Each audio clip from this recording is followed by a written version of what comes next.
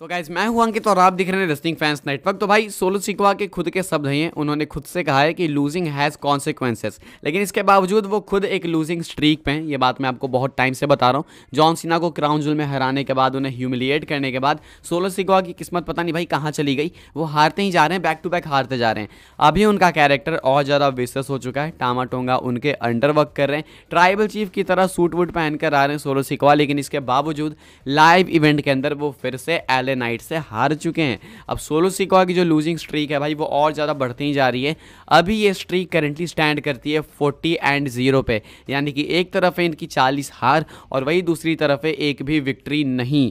यानी कि Solo Sikoa back to back ये अपना 40वां मैच हारे। लाइव इवेंट को भी अगर काउंट कर लोगे तो लाइव इवेंट टेलीवाइज्ड मैचेस सारे के सारे काउंट हो रहे हैं क्राउन जूल के बाद, एंड सारे के सारे सोलो सिकोआ हार रहे हैं। तो अब सवाल है कि वो जो लूजिंग हैज़ कॉन्सिक्वेंसेस वाली लाइन थी, वो जो स्टेटमेंट दी सोलो सिकोआ ने, वो यहाँ पे क्यों नहीं अप्लाई हो रही है। एंड दूसरा कि भाई उसके लिए वो कहते हैं कि कॉन्सिक्वेंसेस नीड्स रिप्लेसमेंट, ऐसा कुछ करके उन्होंने कहा था।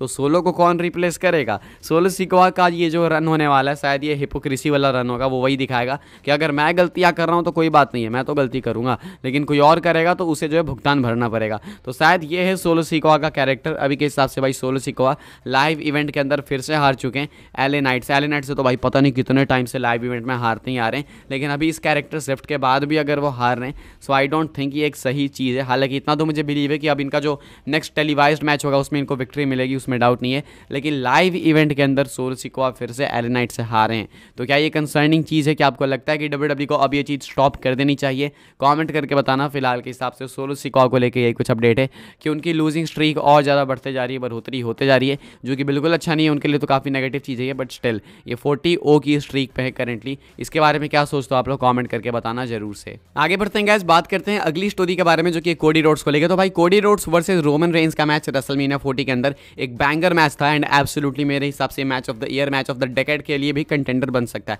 मैच ऑफ द ईयर ही वह ऐसे भी है भाई मोमेंट्स की वजह से, लेकिन मैच ऑफ द डेकेड बन सकता है ये, जरूर से उसके कंटेंडरशिप की लाइन में खड़ा हो सकता है। अभी के हिसाब से भाई मैच तो अच्छा था, लेकिन मैच के अंदर लोगों का कहना था रेसलमेनिया के तुरंत बाद कि एक कमी रह गई। कोडी रोड्स को ना ब्लीड करना चाहिए था, यानी कोडी रोड्स को खून बहाना चाहिए था। जिस तरीके से रॉक ने उनको पहले मंडे नाइट रॉ में बैकस्टेज पीटा था, उनके चेहरे से, उनके सर से ब्लड आ रहा था, ये सेम चीज़ रेसलमेनिया में भी होनी चाहिए थी। बिकॉज भाई रेसलमेनिया तो उनका मेन स्पॉट था, वहाँ पे अगर वो ब्लीड करते तो और ज़्यादा मज़ा आता। बात भी सही है, कहीं ना कहीं मज़ा आता, मोमेंट क्रिएट होता, लेकिन आखिर डब्ल्यूडब्ल्यूई ने ऐसा क्यों नहीं करा। इसके ऊपर कमेंट करते हैं केविन नैश अपने क्लिक पॉडकास्ट में, एंड एक बहुत ही अच्छा रीज़न देते हैं। कहते हैं कि देखो भाई इसके पीछे का ना एक बहुत ही सिंपल स्ट्रेट रीज़न है, और वो है बिजनेस। बिजनेस कहाँ से आ गया अब इसमें, तो भाई वो ये है ना कि डब्ल्यूडब्ल्यूई नहीं चाहती थी कि कोडी रोड्स की जो आखिरी पिक्चर निकल के सामने आए रेसलमेनिया से वो ब्लीडिंग वाली पिक्चर हो, यानी कि डब्ल्यूडब्ल्यूई नहीं चाहती थी कि उस पिक्चर को ब्लैक एंड वाइट करना पड़ जाए। एंड वैसे भी अगर ये जो फोटो आती है ना, ये काफ़ी सेंसिटिव होती है, एंड इसको आप मेन स्ट्रीम मीडिया में नहीं चला सकते, वहाँ पर सेंसर करो। फिर बहुत सारे लोग इस फोटो को यूज़ ही नहीं करते बिकॉज ये ब्लीडिंग वाली फोटो होती। खून खराब होता तो सोशल मीडिया पर कम आता, ये गूगल पे कम आता, ये टेलीविज़न न्यूज़ चैनल्स पर कम आता। ये तो यही सब सोच के डब्ल्यूडब्ल्यूई को लगा कि नहीं भाई खून बहाना ये एक सही डिसीजन नहीं होगा। इस वजह से रेसलमेनिया में कोडी रोड्स ने ब्लीड नहीं करा, एंड यही एक रीज़न है कि जो कोडी की आखिरी फोटोज़ निकल के सामने आई वो इतनी ज़्यादा मेन स्ट्रीम गई कि हर जगह न्यूज़पेपर में, टीवी पे, सोशल मीडिया पे, हर जगह पे यही चीज़ छपी हुई थी। लेकिन अगर इस पिक्चर में एक छोटा सा भी भाई मान के चलो ना ब्लड का कण होता तो शायद ये चीज़ इतनी ज़्यादा वायरल नहीं जाती। जितनी मेन स्ट्रीम गई कोडी की चैंप से विक्ट्री स्टोरी फिनिश करने वाली, वो इतनी मेन स्ट्रीम नहीं जाती अगर कोडी ब्लीड कर देते तो, जस्ट बिकॉज ऑफ पिक्चर्स। तो आप समझ जाओ कि छोटी छोटी चीज़ें कितना ज़्यादा मैटर करती है, एंड डब्ल्यूडब्ल्यूई को क्या क्या देख के चलना पड़ता है। तो यही रीजन था कि कोडी रोड्स ने रेसलमेनिया में ब्लीड नहीं करा अपने रोमन रेंस के मैच के दौरान। आगे बढ़ते हैं गाइस, बात करते हैं अगली स्टोरी के बारे में जो कि भाई एलेक्सा ब्लिस को लेके। क्या मंडे नाइट रॉ के अंदर हमें एक्सपेक्ट करना चाहिए कल एलेक्सा ब्लिस का रिटर्न? क्या ये हो सकता है, क्या इसके चांसेस हैं? देखो भाई रूमर से बहुत सारे लोग ऐसा बिलीव कर रहे हैं कि एलेक्सा ब्लिस हमें कल मंडे नाइट रॉ में देखने को मिल सकती है। इसके पीछे का रीजन क्या है, वो आएंगी एंड बन जाएंगी सीधा women's champion, women's world champion. कल बैटल रोल होने वाला है भाई विमेंस वर्ल्ड चैंपियनशिप के लिए, एंड यहाँ पे ऑलरेडी काफी सारे नेम्स अनाउंस्ड हैं, लेकिन एलेक्सा ब्लिस ऑब्वियसली यहाँ पे नहीं है बिकॉज उनका भी रिटर्न ही नहीं हुआ है। लेकिन क्या वो सरप्राइज रिटर्न कर सकती हैं? पता नहीं भाई लोग ऐसा क्यों कह रहे हैं। मैं आपको एक तो दिखा देता हूँ। एक तो लोगों का कहना है कि चैंपियनशिप की जब डब्ल्यूडब्ल्यूई ने ग्राफिक दिखाई मंडे नाइट रॉ में, तो वहाँ पे जो साइन था वो स्पेशली ए के ऊपर साइन था, यानी वो जो साइन था, वो जो चमक रहा था, वो जो चमक थी टाइटल में डब्ल्यू लोगों के ऊपर, वो ए के शेप में यानी ए के पैटर्न में चमक रही थी, यानी ए लेटर दिख रहा था उस साइन से, इसलिए ए से एलेक्सा। मुझे नहीं लगता पर्सनली कि ऐसा कोई भी सेंस बनता है। वो क्योंकि अंकल हाउडी के साथ इन्वॉल्व है, इसलिए लोग को लगता है कि ये छोटी से छोटी चीज़ भाई डिनोट करती है कि एलेक्सा ब्लिस का रिटर्न हो जाएगा। But I don't think personally कि ऐसा कुछ होने वाला है। उसके पीछे का मेन रीज़न सिर्फ इतना है कि एलेक्सा ब्लिस अभी विमेंस वर्ल्ड चैंपियन बन के कुछ नहीं कर सकती हैं। अगर वो अंकल हाउडी के साथ फैक्शन में, तो भाई उनकी नीड्स, उनके राइवल्स अलग होने वाले हैं। टाइटल जीत के वो कुछ नहीं करेंगी। दूसरा ये भी है कि लिव मॉर्गन, बेकी लिंच, ये लोग बिल्कुल फ्रंट रनर हैं अभी करेंटली इस टाइटल के लिए। नाया जैक्स का भी नेम यहाँ पे ऐड हो जाएगा। तो अगर एलेक्सा आ गई ऑल ऑफ अ सडन, तो बिल्कुल ये समझ जाओ भाई कि किताब से बाहर का क्वेश्चन आ गया, वैसा सीन हो जाएगा। तो ये डब्ल्यूडब्ल्यूई नहीं करेगी, वरना सारी स्टोरी भाई फंबल हो जाएगी एंड उनका अंकल हाउडी के साथ अलाइन करना कुछ समझ नहीं आएगा। फिर इधर विमेंस डिवीजन में भी खिचड़ी पक जाएगी। तो इसलिए शायद उनका रिटर्न कल नहीं होगा। लेकिन कुछ लोग, आई मीन बहुत सारे लोग ऐसा बिलीव करते हैं कि मे बी वो अपना कल कम बैक कर लेंगे, बिकॉज वो अब उनका कम बैक किसी भी टाइम पे हो सकता है। सेम गोज विद बो डैलस यानी कि अंकल हाउडी। क्या आपको लगता है कि एलेक्सा को कल आना चाहिए वापस एंड क्या आपको लगता है कि उनको विमेंस वर्ल्ड चैंपियनशिप जीतनी चाहिए?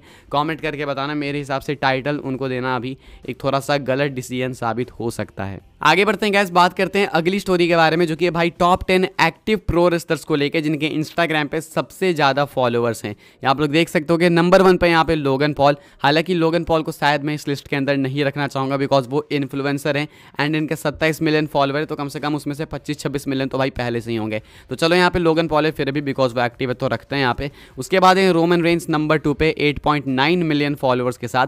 नंबर 3 पे है Randy Orton Viper 7.1 million followers के साथ। उसके बाद आते हैं फिन बैलर नंबर 4 पे 4.7 मिलियन के साथ।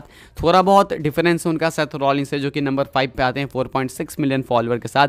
देन है रे मिस्टीरियो, बिल्कुल इक्वल है वो सेथ रॉलिंस के 4.6 मिलियन फॉलोअर के साथ, नंबर 6 पे है वो। उसके बाद नंबर 7 पे है क्रिस जेरिको यानी कि फौजी 4.3 मिलियन फॉलोअर के साथ। नंबर 8 पे है ए लिस्टर मेज 4.2 मिलियन फॉलोअर के साथ। उसके बाद है नंबर 9 पे डॉफ जिगलर 3.6 मिलियन फॉलोअर्स के साथ। एंड देन है नंबर 10 पे सेमस 3.4 मिलियन फॉलोअर्स के साथ। तो अगर यहाँ पे भाई अगर सबको काउंट करा जाता है तब तो रॉक, जॉन सीना सब आ जाते हैं, वो काफ़ी ऊपर चले जाते हैं। लेकिन यहाँ पे सिर्फ एक्टिव प्रो रेसलर्स को काउंट करा जा रहा है, तो उसमें भाई इनके नंबर सबसे ज़्यादा अभी करेंटली टॉप 10 पे ये लोग लीड कर रहे हैं। आपको ऐसा क्या लगता है, ऐसा और कौन सा नेम इस वाली लिस्ट में आना चाहिए, डिजर्व करता है वो? कमेंट करके आप लोग बता सकते हो। बात कर लेते हैं गाइस हम लोग अपनी नेक्स्ट एंड फाइनल स्टोरी के बारे में, जो कि है Roman Reigns versus Seth Rollins को लेके। तो भाई इनका मैच आपको देखने को मिल जाएगा रेसलमेनिया 41 के अंदर, अगर रोमन रेंस वर्सेस रॉक हमें नहीं देखने को मिलता है रेसलमेनिया 41 में। तो अब काफ़ी सारे लोग ऐसा लगता है भाई कि अगर रॉक वर्सेस कोडी अगले साल रेसलमेनिया में होगा, तो रोमन रेंस का जो मैच होगा रेसलमेनिया का वो काफ़ी सरा होगा। तो या तो वो रोमन रेंस कंपीट ही ना करे अगले साल रेसलमेनिया में, या नहीं तो भाई अगर करे तो रॉक के साथ ही करे। लेकिन भाई अगर रॉक के साथ नहीं भी कंपीट करते हैं रोमन, तो भी उनका मैच अच्छा हो सकता है। या तो वो सोलो सिकोआ के अगेंस्ट हो जाएगा, हालांकि उसके चांसेस थोड़े कम है, लेकिन अगर वहाँ पे वो नहीं होता है तो भाई आपको रोमन वर्सेस सेथ देखने को मिलेगा। यही डब्ल्यूडब्ल्यूई की फर्स्ट प्रायोरिटी वैसे होगी कि रोमन वर्सेस सेथ कराया जाए, बिकॉज भाई इनकी फ्यूड को भी एक क्लोजर देना बहुत टाइम से चलते आ रही है भाई। 2014 से अगर ढंग से देखोगे तो चलते आ रही है। तो ऐसे में भाई इनकी फ्यूड का क्लोजर हमें देखने को मिल सकता है अगले साल रेसलमेनिया में, अगर डब्ल्यूडब्ल्यूई डिसाइड करती है कि हमें रोमन वर्सेस रॉक अगले साल ना दिखा के उसके अगले साल दिखाना है। तो अभी के हिसाब से गाइस बस इस वीडियो को हम लोग यहीं पे रखेंगे। यहीं पे इतनी कुछ अपडेट्स थी। आई होप आपको इन्फॉर्मेशन मिली हो। मिले तो वीडियो को लाइक करें, शेयर करें, सब्सक्राइब करें चैनल को, ताकि आने वाले टाइम के अंदर आपको और भी ऐसी डब्ल्यूडब्ल्यूई की न्यूज़ रूमर अपडेट्स मिलती रहे। फॉलो कर सकते हैं आप लोग मुझे इंस्टाग्राम एंड ट्विटर पर, लिंक आपको मिल जाएगा डिस्क्रिप्शन में। ज्वाइन कर सकते हैं व्हाट्सएप चैनल को, उसके भी लिंक है डिस्क्रिप्शन में। मिलता है अपने नेक्स्ट ऑफर काफ़ी इंटरेस्टिंग वीडियो में।